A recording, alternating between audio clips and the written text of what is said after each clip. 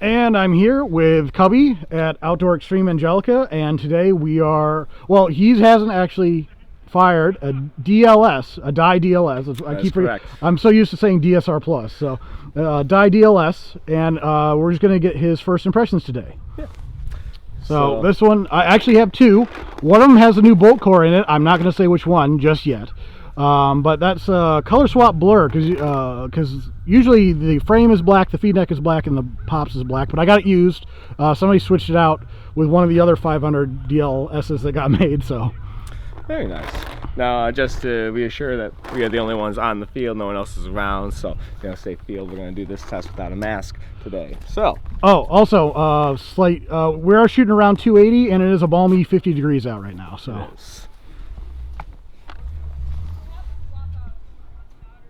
Yep, gotta get the hopper too.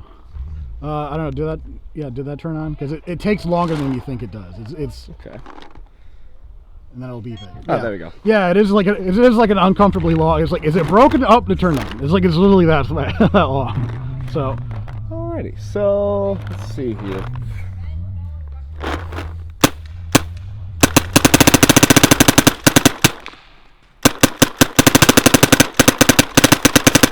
That is set at chopping already. So first impressions. What do you think? Let's just finish this video. I think it's done. That's pretty impressive. Yeah, I think it's done. Let's one shut this way or back off another. here quick. Let's pull the hopper out and see what it looks like on the inside of the breech. Breech is clean. So breech is pretty clean. So yeah, that is just straight breakage. It's not even chopping. So like the eyes are working. Like it's, from a electronic standpoint, the eyes are working, but they're just not really surviving the trip down the barrel. No, they are not. I wonder if that's more of a barrel.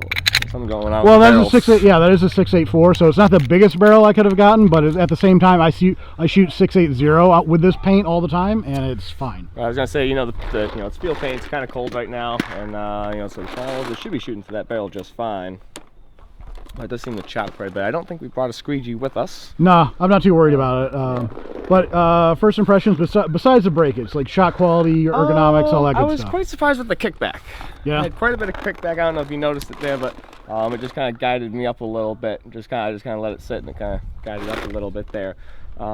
Bit strong of a, it's got a nice trigger shoot to it, but yeah, also still probably could have been a little smoother. Yeah, also funnily enough, that's the same trigger that comes on the DSR Plus. Okay. Yeah, I mean, it's the same. I'm not too big on like electronic triggers, like swap and mouse, because they're all mouse clicks to me. So it's not. So I was like, oh, I don't like the contour of the mouse click. So I was like, I don't really get too big into triggers, but that's the same profile as the DSR Plus. I did kind of like the trigger design. It seemed to shoot really nice.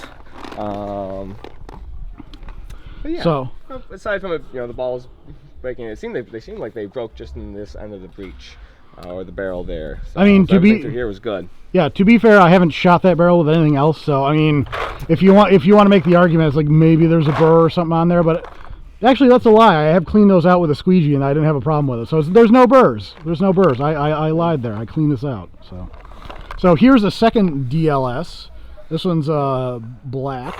And one of these had the upgraded kit to it, or the upgraded bolt. Yes, kit one to of it, them. correct? Yes, one of them has the new bolt in it, and one of them has the old bolt in it, and I will reveal those at the end. So see if you can guess which one.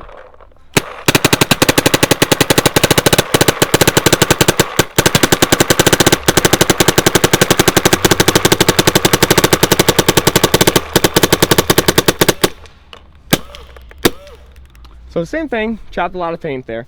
Well, to be fair, it didn't chop a lot of paint. It broke a lot of paint. I'm willing to bet that breech is clear too. But I would say it is as well. Was there any noticeable difference with like shot quality? This one, it seemed like it was more crisp. Yeah, seemed like it had a little bit more crisp shot.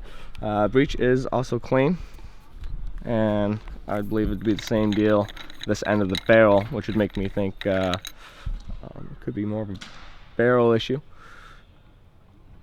Yeah, and I've cleaned this one out too, so there aren't any burrs or any weird manufacturing defects with it. So That's quite interesting. I'd be curious to see what is actually causing them to kind of break up there. I don't exactly think it's the paint. This paint's pretty hard. We just got done playing indoor with it there, and it's just a little bit warmer. It might be 60, 65 in there. yeah. So yeah, this is field paint too. It's not. It's the opposite of brittle. Yes. Yeah, no, I've got a couple of welts on my back that would say otherwise. But I would say this one was. I think this one felt more crisp rather than this one felt kind of airy in a sense.